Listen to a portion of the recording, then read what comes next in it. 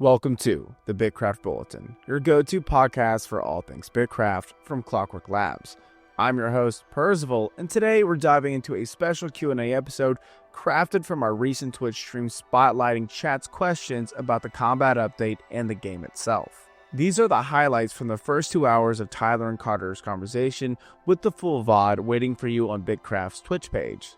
Now, with all that being said, let's get started.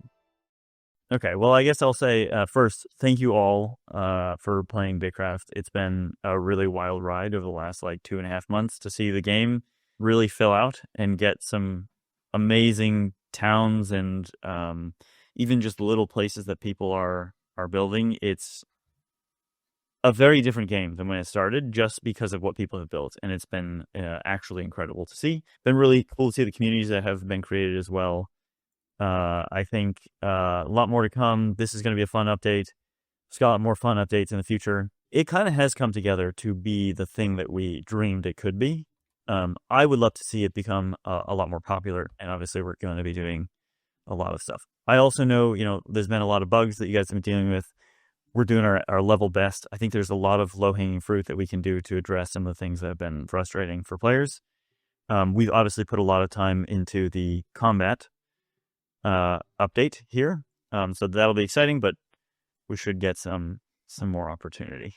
When are we going to get sounds from monsters that are attacking us for an audio cue?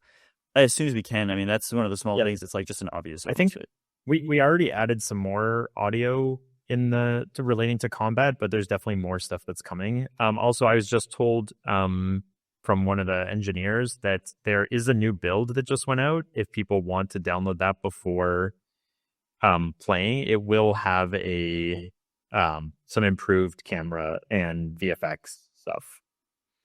Also, DFlavio, will we have a new map for the full release? And the answer is almost certainly. I think part of the fun definitely yes, exploring the map.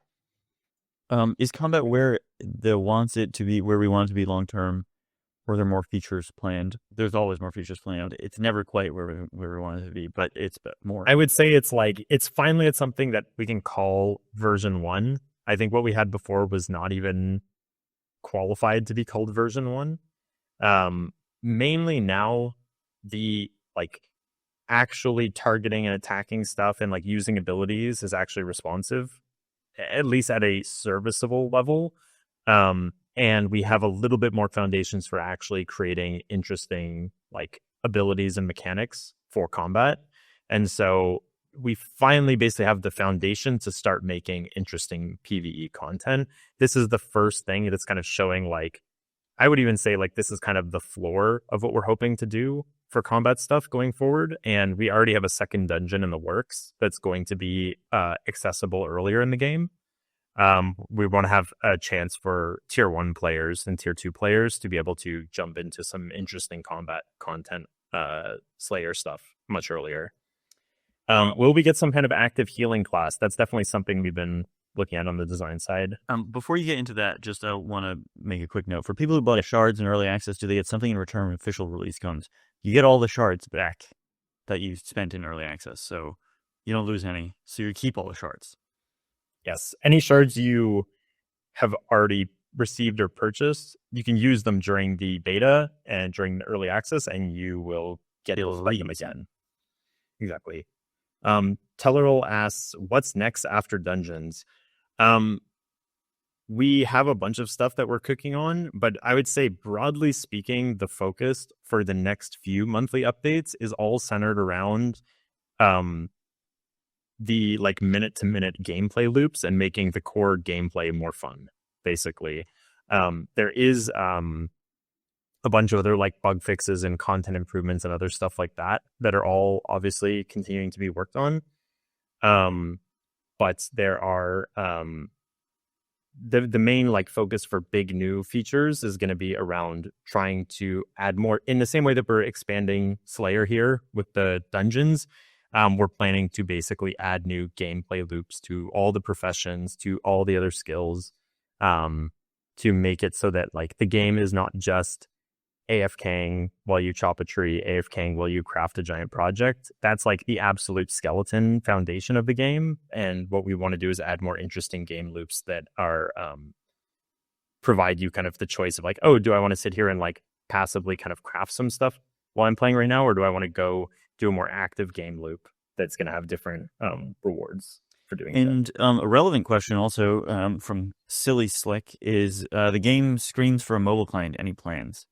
And what I can say about that is the game was always inspired by like old school RuneScape. That was one of the, I suppose, three main inspirations. And that works really, really well on mobile. So, I mean, we would definitely be open to it. I think it will require some engineering work to do that. That's relatively substantial. But like, even it would be really cool to have a Switch client, not gonna lie. And it would be really cool to also then translate the game into a bunch of different languages. So I see a bunch of questions being asked about like, oh, how many party members can you have? So I realized when I was talking to some of the partners that there might have been a bit of kind of confusion based on how we called these. And so while these are dungeons, they're more akin to, I would say, like Albion Online's open world dungeons in that they are not instanced. They are not player limit capped, party capped. You can think of these more as like world bosses that are in a cave or in a ruin. And so these are not instanced, and they're not like something you have to make a party and go into. That's kind of part of the spirit of BitCraft, is that like the world is not full of these like instanced dungeons and raids that you're like going, you're like not able to see other players in the world.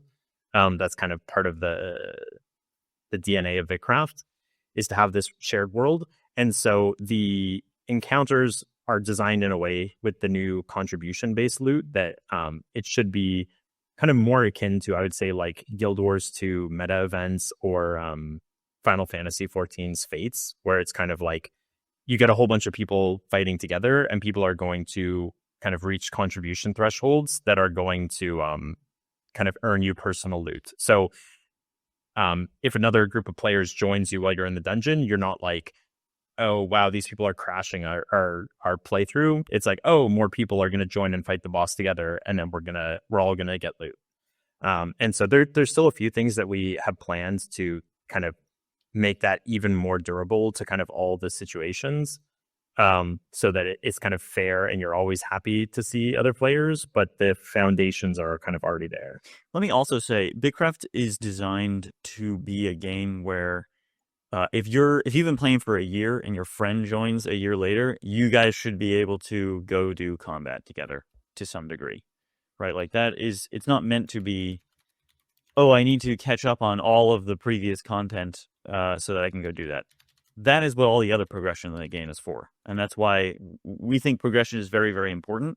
But progression in combat needs to be maybe a little bit more item-based, maybe a little bit more accessible to new players. That's kind of the goal. Cool. So I think I just got the word that we're going to open the dungeon any second now. So there's quite a lot of people here. I will say this was designed to be done in groups of like 4 to 8 for around tier 3. I think there's a lot of people with gear above tier 3, and there's also a lot more than 8 people here. So we'll see. I think this is going to be hopefully a fairly easy clear, but the boss is also not a pushover. So, we'll see what happens.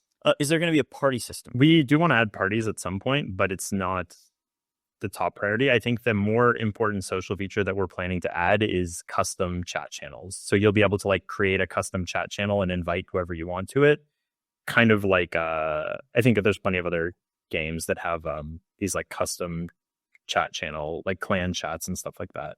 But I think eventually we'll add parties to the game. I think it's just a convenient way to be able to like share permissions and have like a ephemeral group chat. A question we got is how often will they respawn, for example, if they're not instants? The enemies or the dungeons? They'd provide both. The enemies don't respawn until the dungeon's completed. Right. And then the dungeon will reset after it's been completed, and then everything respawns. Is there a material in the dungeon that's the same tier as that dungeon? Can I get all tier 5 mats in a tier 5 dungeon, for example? All glory to the station. I don't know if I understand the question exactly. There's both tiered and untiered loot that you can get in these dungeons. And this is a tier 3 dungeon, so the tiered loot is generally tier 3. but some of it can be advanced after that. Very good question. What counts as contribution? For example, does taking damage count as a contribution? Currently, only dealing damage counts, but that is going to be expanded on in the future, I guess. William Antonelli says, do you plan on releasing a public API so players can keep track of statistics and make cool things? Public API is already available. Maybe perhaps a little too public, according to some feedback that we've gotten. So we're looking to actually rein it in a little bit, but go for it. You can go to town right now. Is there any more progress on making specialized settlements? We've been working on that. That's that's something that's coming in the future. We're like in the relatively near future. It's something that we're working on now.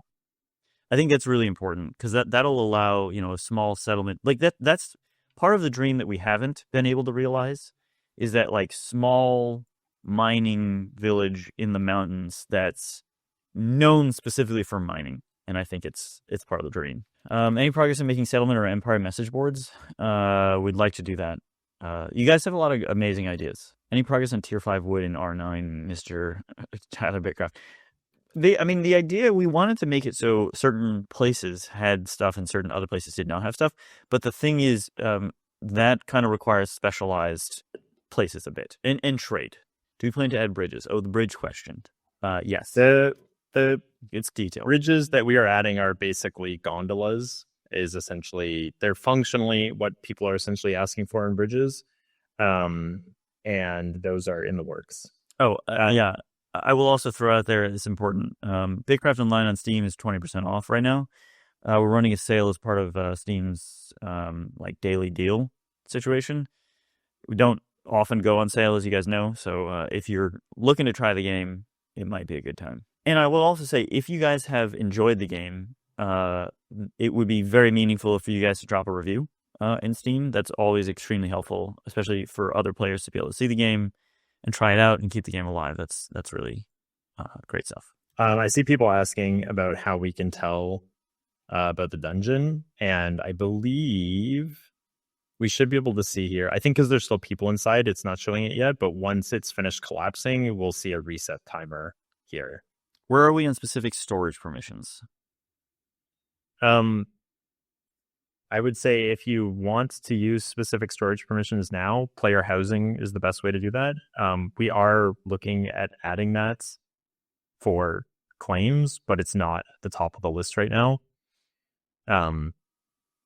We're specifically trying to, I think when we look at the things, obviously there's things like that people want, but when we look at the things that are like really causing the game to not be satisfactory in ways right now, they're mostly around the gameplay, like the minute to minute kind of like gathering, crafting, Slayer as well, but hopefully now that's been improved. There's a bunch of questions about Tier 5 wood. I think in region 7. I mean, I think we've already answered this several times, so which is why I haven't been answering it. When will R9 get a swamp? So it doesn't have a swamp. We're not just gonna like go in and like paint over the land that already has it. If you want, there's a swamp right next to it in region 8 if you cross the boundary. I could see us maybe looking at some other source of Tier 5 wood that we might add to region or to all regions or region 9 in the future. But for right now, it's kind of in the same vein that some of the regions don't have all the biomes. Maybe we could give another thing we could do is give region 9 something that the other regions don't have. Right. Yes. Well, they now have one extra dungeon, I think was something that the designers put in. But I mean like a resource so that everybody has to go to region 9 and then we can sort of spur some trade across regions, inter-region trade. Yes. Yes, I'm aware. Everyone telling me that there's region 9 is the only one with no Tier 5 wood. I'm aware. It's not something that we can just easily fix once the world has been created. So we're aware. Tier 4 mushrooms also aware of that. If I could just snap my fingers and fix these, we would have fixed these a long time ago. Any of these things that you guys are bringing up, we're aware of, and there's some sort of technical limitation or some underlying thing that needs to be done before we can solve these basically. And so we're definitely aware of these, or just we need certain things to be done so that we can resolve those. So Boom Yeti says, can you confirm that jute being extinct in planes is unintended and will be fixed? I don't think it's extinct. So I depends what you mean by extinct. It's basically the higher tier resource. When I say higher tier, I mean tier 3 and above, don't guaranteed respawn in their local area. They exist on a global population. And so if you depopulate a high tier resource from a certain area, when you gather a resource, it can respawn anywhere in the world that's a valid spawn. And so if you have, say you have 3 areas and everybody's gathering in one area, eventually you're going to strip all the population from one area, and all the respawns will eventually over time be fully populated in the other. You'll have 100% of all the population split between 2 of the 3 places. Another way to say that gathering is it doesn't go extinct, it just moves. So yes, the populations shift. And so part of this is an intended mechanic so that building an outpost in an area that's untouched has motivation to do so, basically. Yes, it's to encourage people to spread a map on the map rather than just like one small area. Will we add roads to the map? That's that would be certainly something that we would want to do. I think the roads are up to the player's stat. I mean, no, on the map.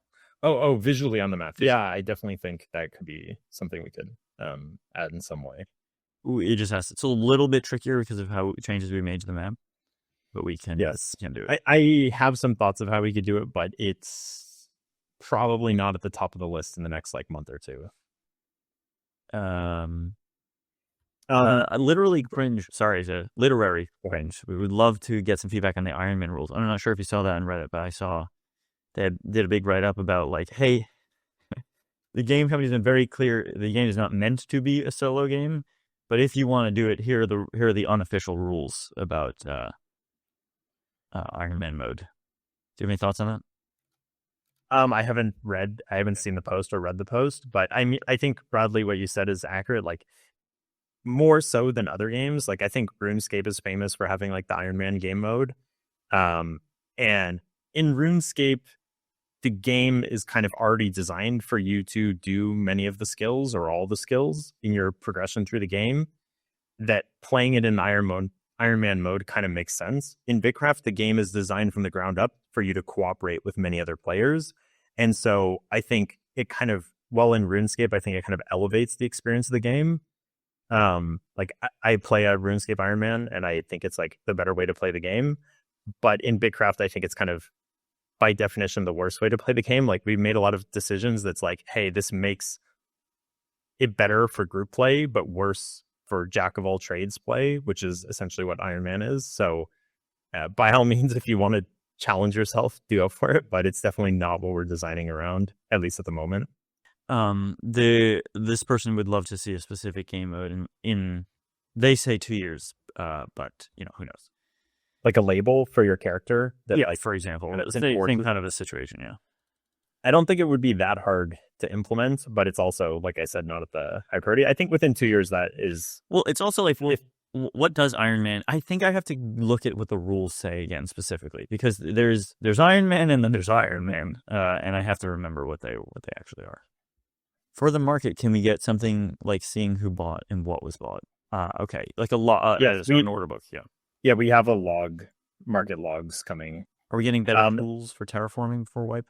I'm curious what people want for that. One thing is terraforming water. Yes, that one's a lot more complicated because the ability to add or remove or shape the rivers has the potential to currently you can't build in water, which means that if there's rivers, these are kind of natural paths that can't be obstructed. But if you're able to terraform water, now all of a sudden the ability for players to obstruct or create new pathways becomes much more unlocked, I guess. And so why would you build a road between some places if you can just carve a river straight there? Unless the cost of it is very, very, very high. Which, as you can imagine, a road is less complicated to build than a canal.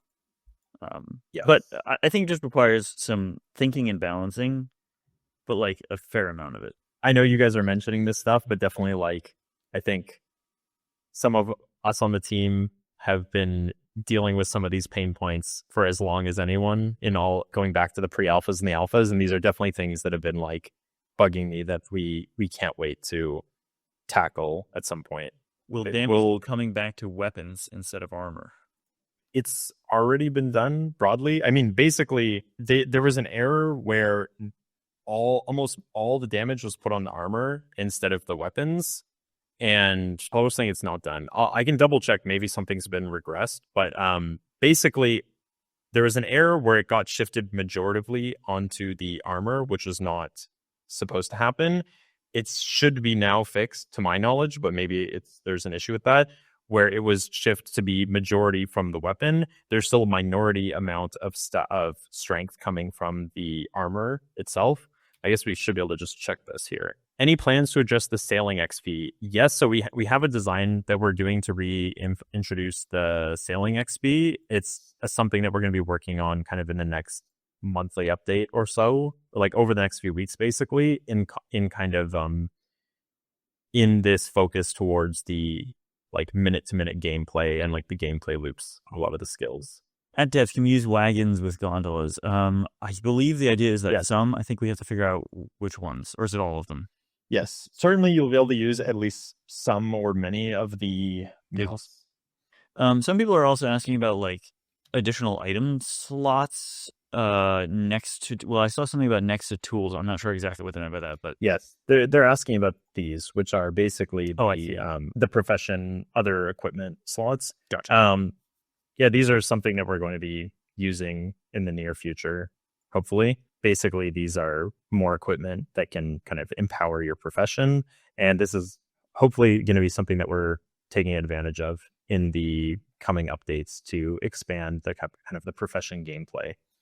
I can talk a little bit about like what kind of we're imagining for that. Like I would say, imagine, for example, my character's done a decent bit of mining, obviously not much compared to some of the people in the game, as most of my time is spent working on the game. But you could imagine, like, say I craft or I find a prospecting tool and I equip that here, then that would give me the ability to do a prospecting action on my action bar that allows me to track down a rich ore deposit that then only me who like tracked it down can kind of like see it and gather from it. And so you can just go out and mine, the normal ore nodes that are around the game like this, or you could say, actually, I'm going to go out prospecting, but that only works if you have the equipment for, to use it. And then you could imagine more kind of gameplay loops for all the professions that kind of are attached to these equipment, or the equipment improves them in some way.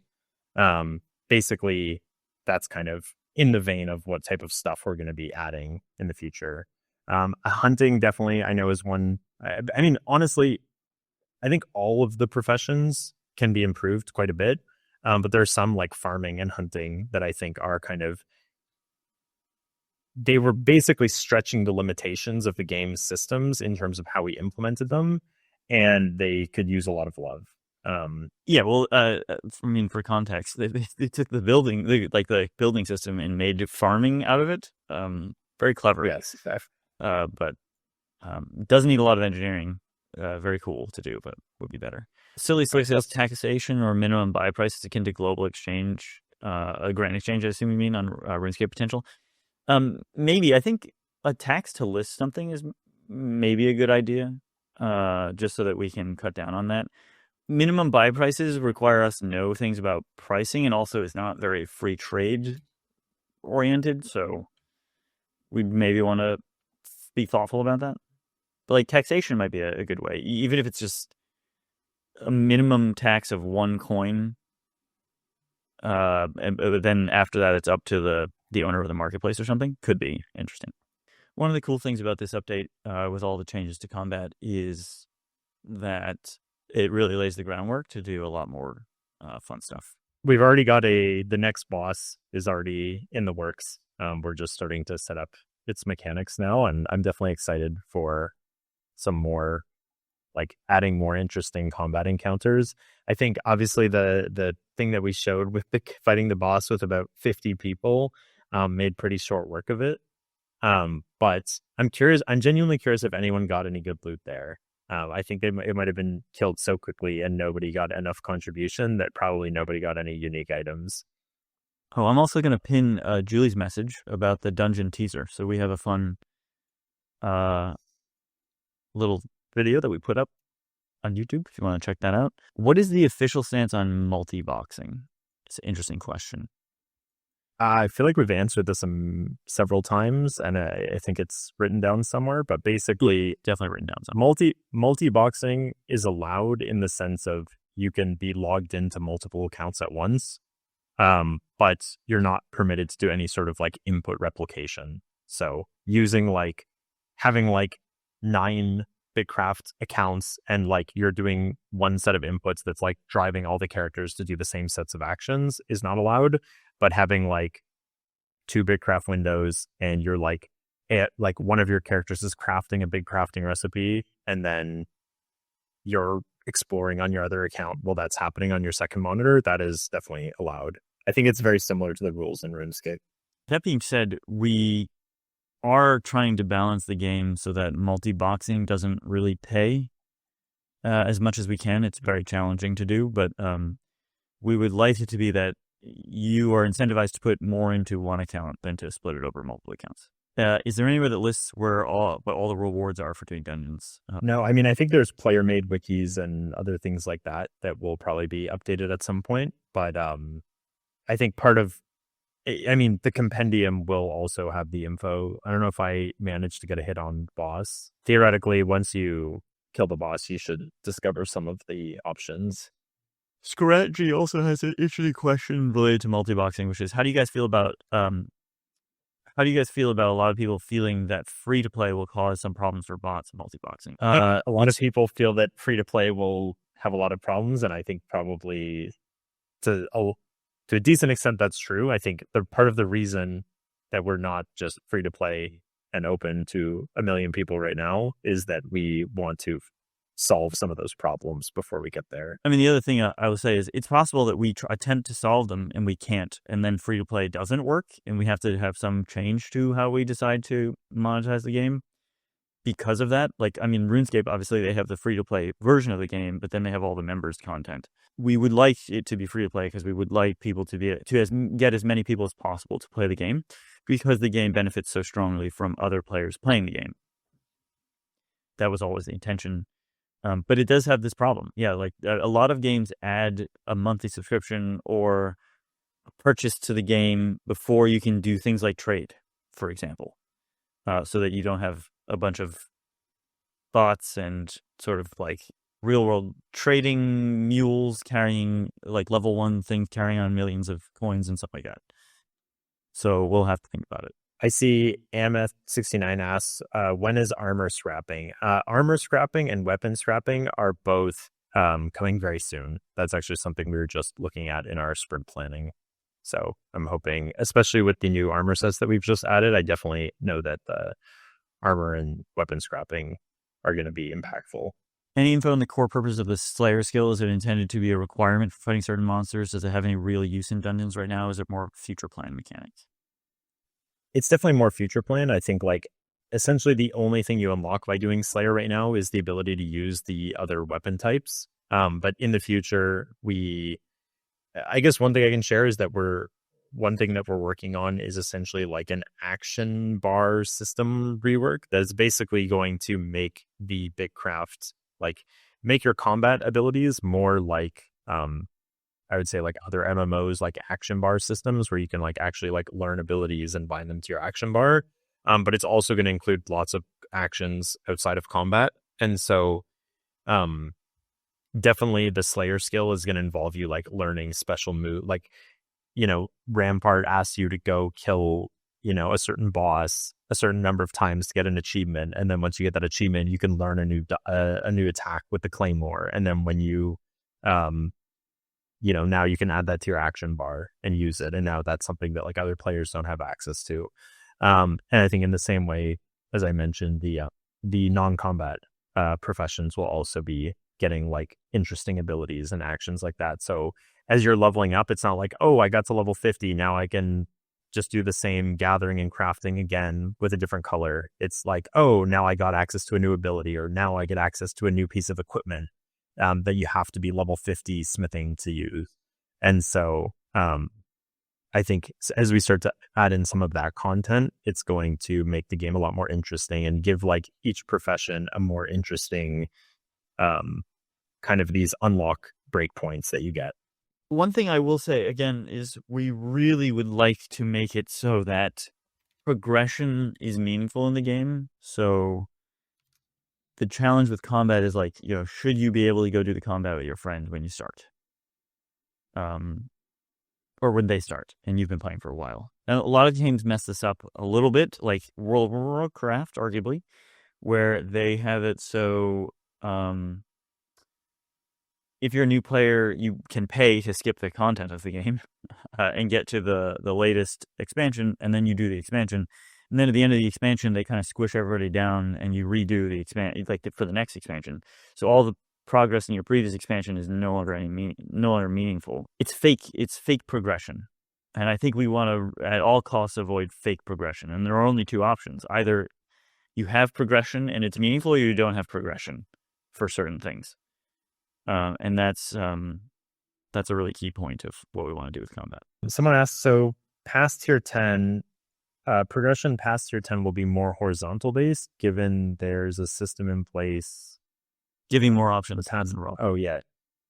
I would say yes and no. I mean, once you get to tier 10, definitely that's like the bulk of the unlocking stuff, but we do want to have a kind of permanent progression system that exists, or at least a permanent power system that exists beyond tier 10. And it'll just not be, it'll kind of be like I don't know, if you think of kind of like a prestige system in like Call of Duty or something like that, where like as you reach the top of you're not going to have to level up again, just so that's clear. I guess that's not what I mean by prestige system, but like once you reach the top tier, there's some sort of way to kind of have some self-balancing power where you can like imagine, for example, I'm not saying this is exactly how it would be, but like imagine your tier 10 tool, you can like empower it with a special resource that like charges it up to make it more powerful, but then every time you use it, it consumes the charges. And so if you keep investing into charging it up, you can have this like higher and higher charge thing that makes it, it's kind of like as if it was a tier 11 or a tier 12 kind of in terms of stats, but it's constantly being dragged back down to tier 10 the more you use it. And so you're in this like equilibrium of investing more into it, but also the more you use it, it comes back down. Nintron says permanent progression system. Yeah, my hexcoin balance going for a billionaire. Nintron plays BitCraft the way that I played old school RuneScape. I was like level 3. I was actually level 37. And I just bought and sold things, which I couldn't even use in many cases because I was too low level. But it was, something to do flipping. How Nintron, I guess, how has been the market system for you? As devs, do you have inside info on the numbers? So what is your take on the combat system, Slayer, not Hunter? Do you think you will add roles such as tanks and healers? Do you think combat is working as designed? So we just released. I think it's early to tell on this update, but definitely we've already added a tank role with the spear and shield weapon type. So we've explicitly added like taunts and AoE taunts in the game, and at least when you don't have 50 people fighting the boss, actually having a dedicated tank and like properly taunting and changing tanks in the boss fight is somewhat necessary. And so I think we're definitely looking at potentially adding like a healer or more like support class type weapons in the future. But yeah, we'll see. I think time will tell kind of how people engage with the dungeons and if people are looking for more PvE content. I see a lot of people asking about hunting, plans for hunting. Definitely hunting is going to get some love. I think the big things coming for hunting is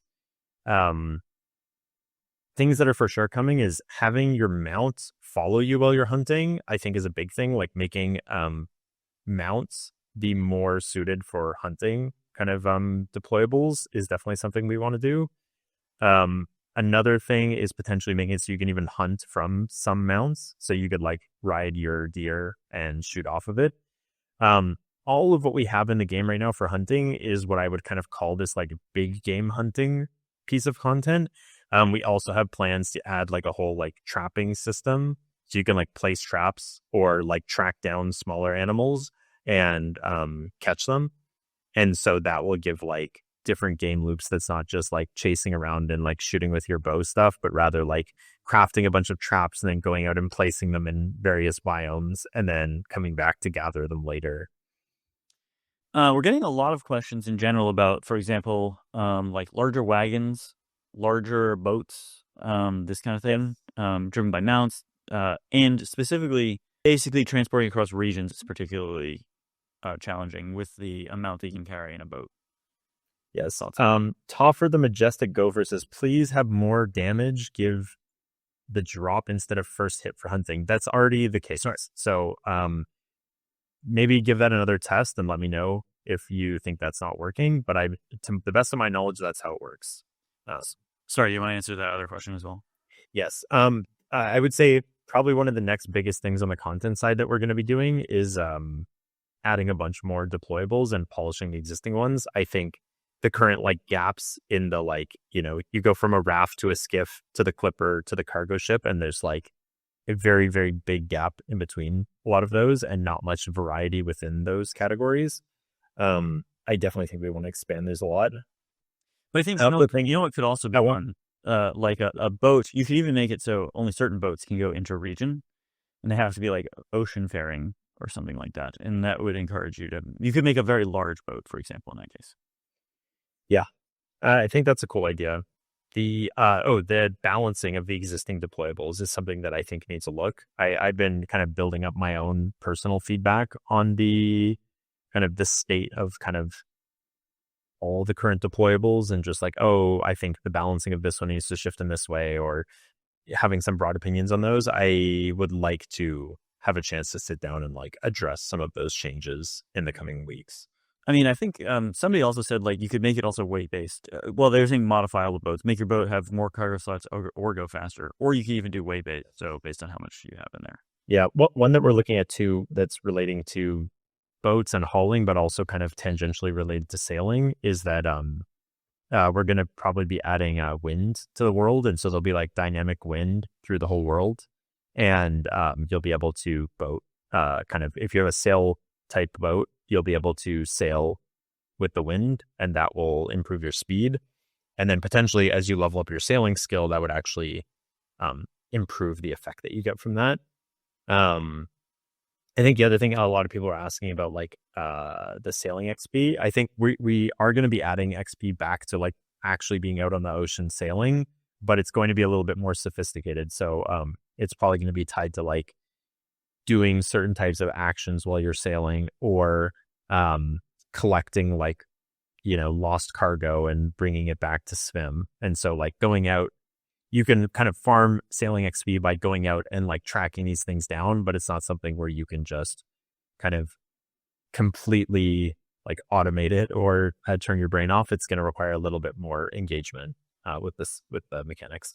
Taming is also going to get some love. I think Taming is another one that is basically lacking a game loop, and it definitely needs something there. So I think you can also get your puppies and bring them back. Yes, I think having ways to obtain your mounts and obtain the pets through more than just a random drop or buying an egg from the Alessi is definitely something that is in mind. Construction outfits soon. This was another teaser, I guess, but all the skills are going to get outfits very soon. We've got those assets all complete, so those are going to be getting added into the game soon. I think a lot of the player base, at least from Settlements my brother has been a part of, have started to retire and are waiting to 1.0 to jump back in, given the nature of the game. As it's fleshed out more, I think it might be a good idea, especially around sales spends. We are getting new players in to maybe offer accelerated rates, just get some more optics on the dungeon, etc. I think we're just going to keep adding to the game and hopefully be able to bring back in people who have popped out. I understand people taking. I think a lot of the people who are furthest in the game are people who are for lack of a better word, no-lifing the game. And I think, for the people who are playing the game 30, 40, 50 hours a week for 8 weeks straight, I definitely don't expect them to keep that up for like a year on end, especially with the amount of content that's in the game right now. I'm hoping that as we add, updates like this combat update, or if we add a new tier 1 dungeon, or if we add a big expansion to professions and skills, some of those people will come back and check it out, and that'll kind of resurrect some of those players. But I think we also don't want to like cheapen the progression of the players who are still playing, right? If we just start, I think a big sense of progression in BitCraft is not introducing a bunch of catch-up mechanics that start to cheapen the progression of other players. 1,000%. That is one of the main core tenets. And if I had to write them down, there's at least two. Free trade. This three, probably. Free trade. There's a lot. I'll summarize. Free trade, in meaningful communities, and meaningful progression. And we don't intend to compromise on that. Can you allow us to move high-tier deposits off claim, similar to deployables? My understanding is that they shouldn't spawn in your claim. So if they're there from the beginning... Oh, I see. Like they can't gather it because... Yeah, they're low. Yeah. So we do actually have a design for this. The plan is to allow you to the effect that we're going to do is that if you don't have the skill level and tool requirement to gather something, but you have a lower tier tool and a lower skill for it, you can basically gather it. And so you still have to break through the whole health bar, but you basically just hit it, and you don't get any XP and you don't get any items. So it's kind of a simple way to the challenge is we don't want to have people going around placing a claim and deleting all the high tier resources and then picking up the claim and going and doing that again. And so because it's a way that you could grief. And so we want to make sure that you actually have to legitimately gather the resources. So having that time sink there is important. Thanks for tuning in to this episode of the BitCraft Bulletin. If you haven't yet, jump into the adventure with BitCraft Online, available now on Steam. Until next time, keep exploring, and we'll see you in game.